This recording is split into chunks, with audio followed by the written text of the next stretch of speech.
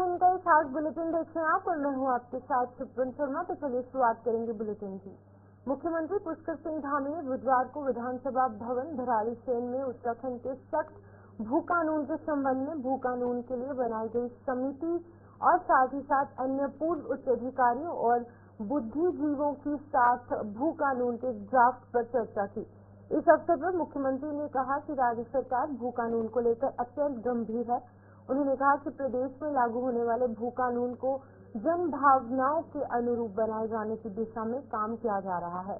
उन्होंने आगे कहा कि इस चर्चा के दौरान बहुत से अच्छे सुझाव आए हैं जिन्हें कि भू कानून में शामिल किया जाएगा। उन्होंने कहा कि एसडीएम और तहसीलदार स्तर पर भी भू कानून को लेकर जनता से सुझाव लिए जाएंगे, जिनमें से अच्छे सुझावों को इसमें शामिल भी किया जाएगा। मुख्यमंत्री ने आगे कहा कि एक सशक्त भू कानून का ड्राफ्ट स्थानीय लोगों की आवश्यकताओं और विकास के पहलुओं को ध्यान में रखते हुए तैयार किया जा रहा है।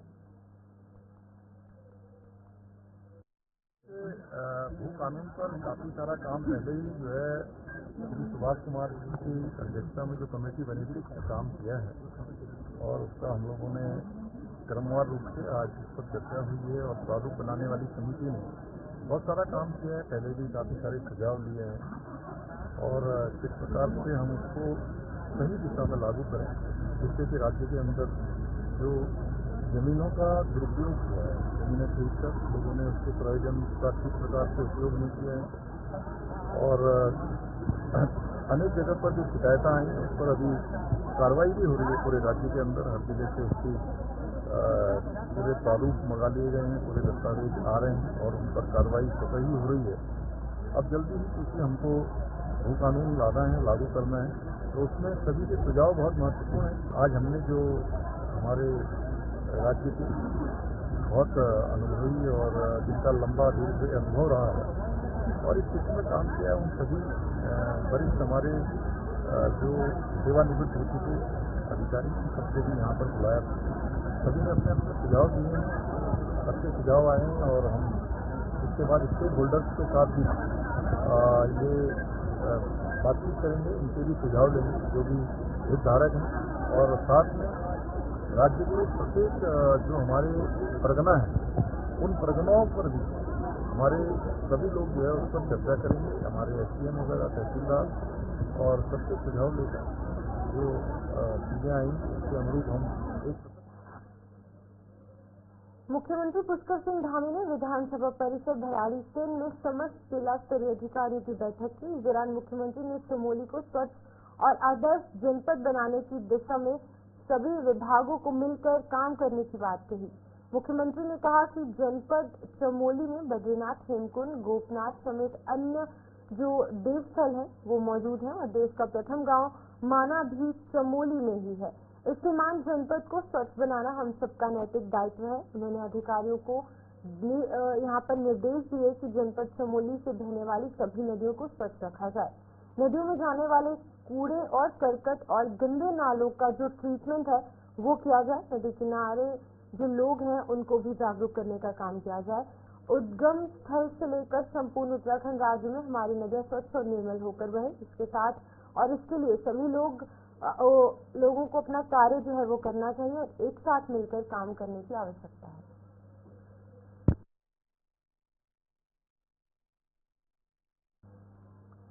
दो दिवसीय गैरसैन्य दौरे पर मुख्यमंत्री पुष्कर सिंह धामी ने बृहस्पतिवार सुबह विधानसभा भराड़ीसेन में चल रहे विकास कार्यों का निरीक्षण किया। इस दौरान अधिकारियों को कार्यों में तेजी लाने और गुणवत्तापूर्ण कार्य पर विशेष ध्यान देने हेतु निर्देश दिए गए। इस मौके पर उन्होंने कहा कि विधानसभा भराड़ीसेन में हमारी सरकार सड़क और हवाई कनेक्टिविटी के माध्यम से इस संपूर्ण क्षेत्र के विकास हेतु निरंतर कार्य कर रही है। इस दौरान स्थानीय लोगों से भेंट कर प्रशासन द्वारा किए जा रहे विकास कार्यों का फीडबैक और सुझाव भी लिए गए।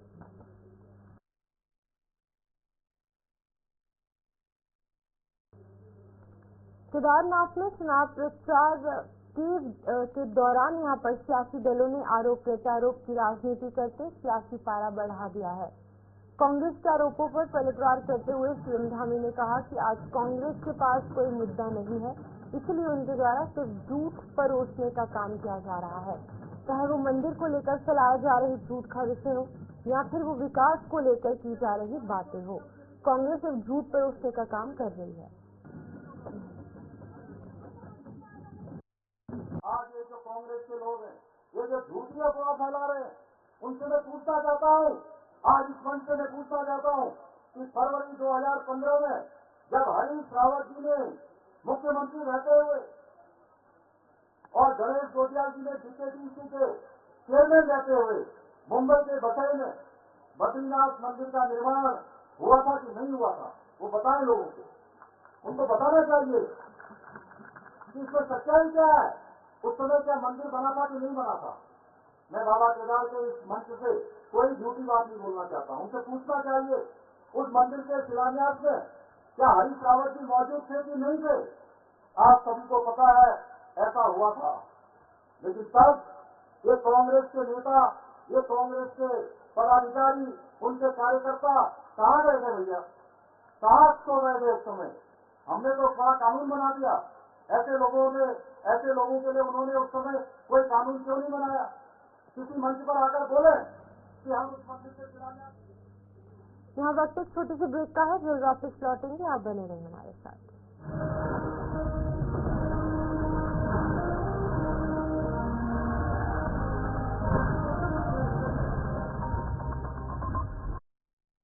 और प्लीज बाइक धीरे चलाना जी। और ये तुम्हारी सेफ्टी के लिए। अरे एक बात तो रह गई, LIC ये हमारी सेफ्टी के लिए। दिल की सुनो, LIC चलो। LIC हर पल आपके साथ।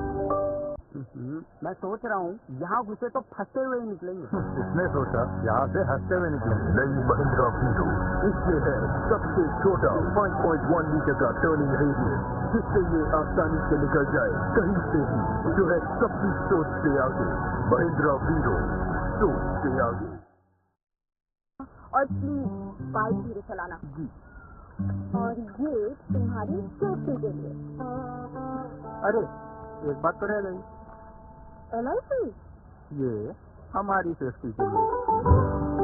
दिल की सुनो, LIC चलो। LIC हर पल आपके साथ।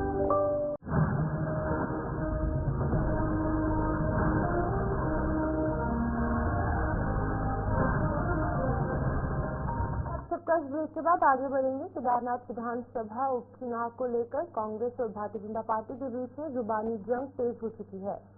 चुनाव प्रचार के अंतिम चरण में कांग्रेस जहां स्थानीय मुद्दों में केदारनाथ मंदिर के दिल्ली में बनने वाले मंदिर को लेकर आरोप लगाने का काम कर रही है, जबकि इस विषय पर अब मुख्यमंत्री पुष्कर सिंह धामी ने स्वयं मोर्चा संभाल लिया है। सीएम अब केदारवासियों को भरोसा दिला रहे हैं कि उन्होंने कोई ऐसा कार्य नहीं किया। मुख्यमंत्री पुष्कर सिंह धामी कहते हैं कि ये सब कांग्रेस का दुष्प्रचार है, जिसके पास चुनाव में कोई मुद्दा नहीं है, इसलिए ऐसे मुद्दों को उठाया जा रहा है और जनता को गुमराह करने की कोशिश की जा रही है। कांग्रेस के वरिष्ठ विधायक पूर्व प्रदेश अध्यक्ष प्रीतम सिंह ने कहा कि भारतीय जनता पार्टी को केदारनाथ में अपनी चुनावी जमीन खिसकती नजर आ रही है, इसलिए उनके स्टार प्रचारक ऐसी बयानबाजी कर रहे हैं। कांग्रेस विधायक ने कहा है कि देश और दुनिया में सिर्फ 12 ज्योतिर्लिंग है, लेकिन भारतीय जनता पार्टी सरकार के मुखिया 13वां ज्योतिर्लिंग भी दिल्ली में स्थापित करना चाहते हैं, जिसका जनता ने पुरजोर विरोध किया है। कांग्रेस विधायक ने कहा कि भारतीय जनता पार्टी को झटके पहले ही बद्रीनाथ और मंगलौर में लग चुके हैं और अब तीसरा झटका केदारनाथ में उन्हें लगने जा रहा है। आज ये जो कांग्रेस के लोग हैं, ये जो झूठी अफवाह फैला रहे हैं, उनसे मैं पूछना चाहता हूँ, आज इस मंच से मैं पूछना चाहता हूँ कि फरवरी 2015 में जब हरीश रावत जी ने मुख्यमंत्री रहते हुए और गणेश गोटियाल जी ने डीकेटीसी के चेयरमैन रहते हुए मुंबई के बसई में बद्रीनाथ मंदिर का निर्माण हुआ था कि नहीं हुआ था, वो बताएं लोगों को। उनको बताना चाहिए कि इसमें सच्चाई क्या है, उस समय क्या मंदिर बना था कि नहीं बना था। मैं बाबा केदार के इस मंच से कोई झूठी बात नहीं बोलना चाहता हूं। उनसे पूछना चाहिए उस मंदिर के शिलान्यास में क्या हरीश रावत जी मौजूद थे कि नहीं थे। आप सभी को पता है ऐसा हुआ था, लेकिन तब ये कांग्रेस के नेता, ये कांग्रेस के पदाधिकारी, उनके कार्यकर्ता कहाँ गए थे भैया, कहाँ सो गए थे उस समय। हमने तो बड़ा कानून बना दिया, ऐसे लोगों के लिए उन्होंने उस समय कोई कानून क्यों नहीं बनाया? किसी मंच पर आकर बोले कि हम उस मंदिर के शिलान्यास में नहीं गए थे। देखिए, मैं कहना चाहता हूँ माननीय मुख्यमंत्री जी से,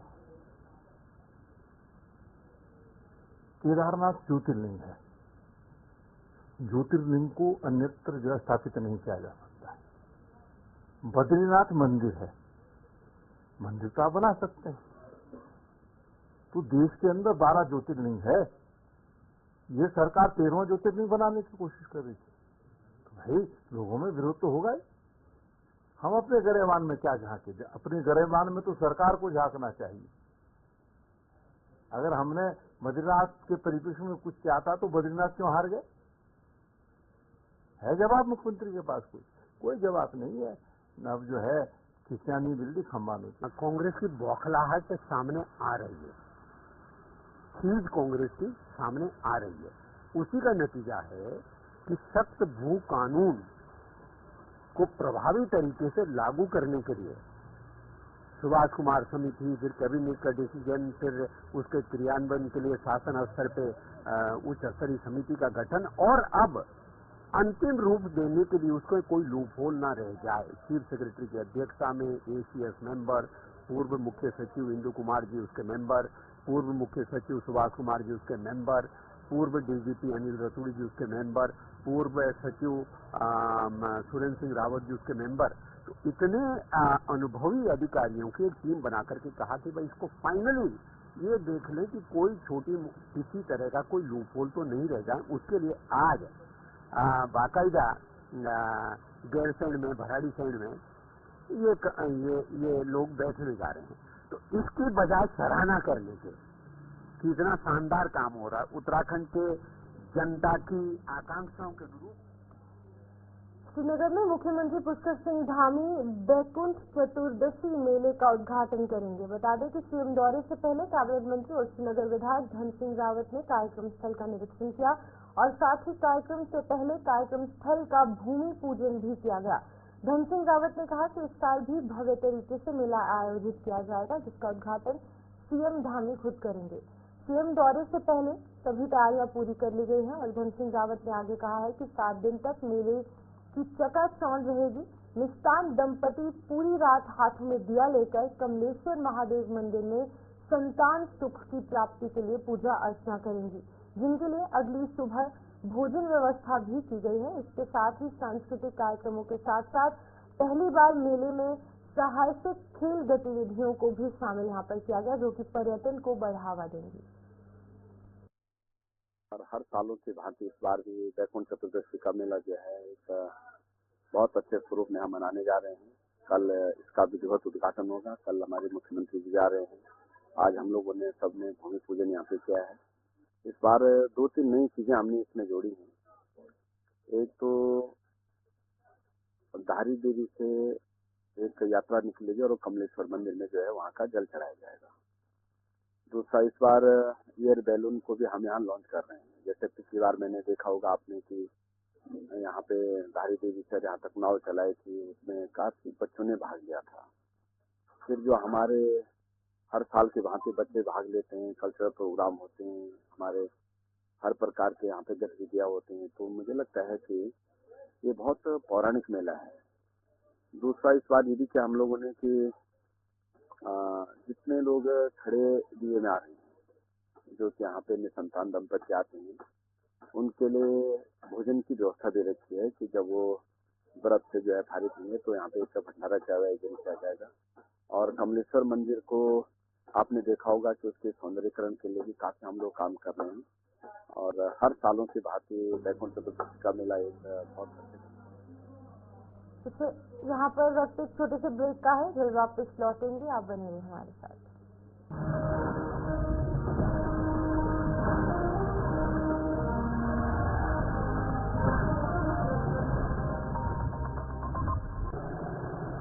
मैं सोच रहा हूँ ऐसी हालत में आगे जाना सेफ है। उसने सोचा जब एयरबैग है तो आगे बढ़ने से डरना चाहिए। नई महिंद्रा वीडो, इसमें है आपकी सेफ्टी के लिए एयरबैग, जो है सबकी सोच से आगे। महिंद्रा वीडो, सोच से आगे।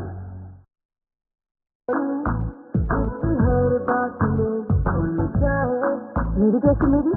अपनी पताका। पताका चाय, गजब का स्वाद।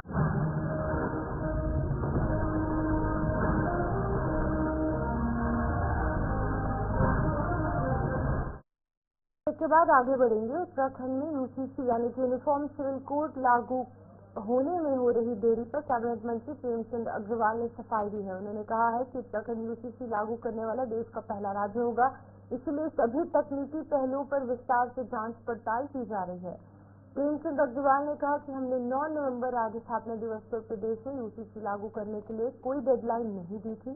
हम चाहते हैं कि जल्द से जल्द यूसीसी लागू कर दिया जाए। उन्होंने कहा कि यूसीसी लागू करने वाले उत्तराखंड देश का पहला राज्य होगा, इसलिए सभी तकनीकी पहलुओं पर जांच पड़ताल पर विस्तार से चर्चा की जा रही है। इसके बाद ही यूसीसी जो है वो उत्तराखंड में लागू किया जाएगा। यूसीसी लागू होगा ये तो तय है। 9 नवंबर की कोई हमने डेडलाइन नहीं दी थी, लेकिन ये कहा था कि हम कोशिश करेंगे कि हम जो है राज्य स्थापना दिवस का जो है घोषणा करें। लेकिन अब इसमें जो तकनीकी विषय है उसको जैसे ये पूरा होगा तो मैं समझता हूँ कि देश का ये पहला राज्य है जहाँ पे यूसीसी लागू होगा।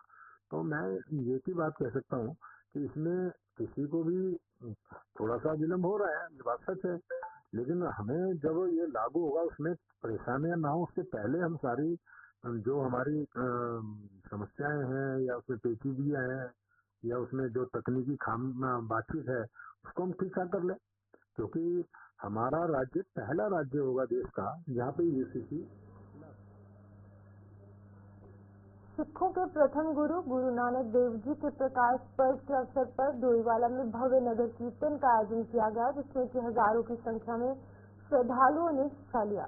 नगर कीर्तन प्रेमनगर स्थित गुरुद्वारे से प्रारंभ होकर डोईवाला चौक पहुंचा। इसमें पंजाब से आई गटका पार्टी ने गटका खेल जो है वो दिखाया और वीरता का परिचय दिया। नगर कीर्तन में कैबिनेट मंत्री प्रेमचंद अग्रवाल, डोईवाला विधायक बृजभूषण गैरोला, भाजपा नेता एसपी सिंह सहित कई गणमान्य लोग जो है वो यहाँ मौजूद थे। व्यापारियों ने यहाँ पर बढ़ चढ़कर इस गटका और साथ ही साथ जो नगर कीर्तन निकाला गया था इसमें हिस्सा लिया। डोईवाला में अलग अलग जगहों पर नगर कीर्तन में गुरुदेव जी का प्रसाद वितरण भी किया गया। डोईवाला के नगर क्षेत्र में भ्रमण करते हुए नगर कीर्तन शाम को प्रेमनगर स्थित गुरुद्वारे में जाकर समाप्त हुआ। गुरु नानक जी महाराज का प्रकाश पर्व पूरे उल्लास के साथ हम लोग मना रहे हैं। 555वां ये प्रकाश पर्व है और जिनमें गुरु महाराज ने पूरे संसार के अंदर जा जाके मानव कल्याण के लिए काम किया और जो हमारे गुरु महाराज ने एक ही बात कही कि मैं तुम्हारा और मैं तुम्हारा। मतलब हम लोग किसी भी तरह से मानव कल्याण के लिए काम करें, भगवान की तरफ अपना ध्यान रखें, देवी शक्ति की तरफ अपना ध्यान रखें। 555 पर्व पूरे विश्व में, पूरे भारत में मनाया जा रहा है और गुरु नानक पंजाब कलयुग के अंदर अवतार पटियाले से पहुंचे हैं प्रोफेसर डॉक्टर कुलविंदर सिंह जी पहुंचे हैं। निर्मल पंथ चलाया और राजा वो आप भी लोग गुरु नानक साहब जी के जीवन के विचार पाओगे आधे घंटे वास्ते प्रोफेसर कुलविंदर सिंह जी संसार में आए और सिख धर्म का जो पहले गुरु थे यानी सिख धर्म जो चलाया वो गुरु नानक देव जी महाराज ने चलाया और उसके बाद 10 गुरुओं तक ये परंपरा चलती रही। बहुत बहुत धन्यवाद। और ਸਾਡੇ ਵਿੱਚ ਨੂਨਾਵਾਲਾ ਗੁਰਦੁਆਰੇ ਦੇ ਪ੍ਰਧਾਨ ਵੀ ਪਹੁੰਚੇ ਹਨ, ਫਤਿਹਪੁਰ ਗੁਰਦੁਆਰੇ ਦੇ ਪ੍ਰਧਾਨ ਜੀ ਵੀ ਪਹੁੰਚੇ ਹਨ, ਸ਼ੇਰਗੜ੍ਹ ਗੁਰਦੁਆਰੇ ਦੇ ਪ੍ਰਧਾਨ, ਝਬਰਾ ਵਾਲੇ ਗੁਰਦੁਆਰੇ ਦੇ ਪ੍ਰਧਾਨ, ਮਾਤਰੀ ਗੁਰਦੁਆਰੇ ਦੇ ਪ੍ਰਧਾਨ, ਚਾਂਦੀ ਗੁਰਦੁਆਰੇ ਦੇ ਪ੍ਰਧਾਨ ਰਾਜकुमार जी भी पहुंचे हैं। दास होने का बहुत बहुत धन्यवाद करता है। मैं जो है गौरव चौधरी जी, हम सब लोग मिलकर गौरव चौधरी जी आपस में मिलजुल करके हम लोग रहें। 2 मिनट वास्ते आपके ज्ञान अपना धन्यवाद करोगे जी। और हम सब लोग गौरव चौधरी जी तो हमारा देश होगा, हम सब लोग एक है, धन्यवाद। आप यहाँ पर दिन पर एक ही उससे पर आयोजित सनातन को विश्वास नगर कीर्तन में पहुंची तमाम संगत को बधाई देता हूँ। सबका हम गुरु के नाम पर हम मनाते हैं। मैं भाई लोग आपस च लड़ते थे गुरु नानक देव महाराज जी ने क्या पहला तक इन्हों का जोड़ा परमेश्वर बन रखा इन्होंने जिन्होंने जेड़े परमेश्वर ने अकाल पुरख वाहिगुरू ने गीत साजे किते जे पहला टीके उन्होंने कमाल देखो उन्होंने परमेश्वर को मान लिया ता गुरु नानक देव महाराज जी ने कहा एक तो है भाई एक तो है। गढ़वाल सांसद अनिल बलूनी ने इगास के पर्व पर कोटद्वार में आयोजित कार्यक्रम में शिरकत की। गढ़वाल सांसद ने कहा कि उनका लक्ष्य इगास को लोकप्रिय पर्व बनाने का है, जैसा गरबा और दुर्गा पूजा है। इसी तर्ज पर इगास को सबका चहेता पर्व बनाने का काम जो है वो लगातार जारी है। गढ़वाल सांसद ने पीएम मोदी और गृह मंत्री अमित शाह का भी आभार व्यक्त किया, जिन्होंने उनके निमंत्रण पर दिल्ली में इगास के कार्यक्रम में सम्मिलित होने का कार्य किया। देखिए, अब आने वाले समय में हम इगास को इस स्तर पर ले जाना चाहते हैं कि जिस प्रकार से नवरात्रों में सब लोग गरबा खेलने गुजरात जाते हैं, जैसे दुर्गा पूजा देखने लोग बंगाल जाते हैं, हम लोग भी चाहते हैं कि उत्तराखंड का एक त्यौहार ऐसा हो जिसको पूरा विश्व पहचाने और पूरा विश्व उस त्यौहार को देखें और हमारी संस्कृति को देखें और उसमें शामिल हो। तो इसलिए हमारा ये प्रयास है, आने वाले सालों में इगास को और प्रमुखता के साथ और प्रबलता के साथ मनाएंगे। माननीय प्रधानमंत्री जी ने कल स्वयं इगास के बारे में बहुत सारी चीजें बोली हैं। कल स्वयं देश के इतने लोकप्रिय प्रधानमंत्री स्वयं इगास के कार्यक्रम में शामिल हुए हैं। हमें पूरा विश्वास है आने वाले समय में इगास पूरे दुनिया में पहचाना जाएगा और प्रत्येक उत्तराखंडी इगास। चलिए, इस बुलेटिन में इतना ही। मुझे दीजिए इजाजत। नमस्कार।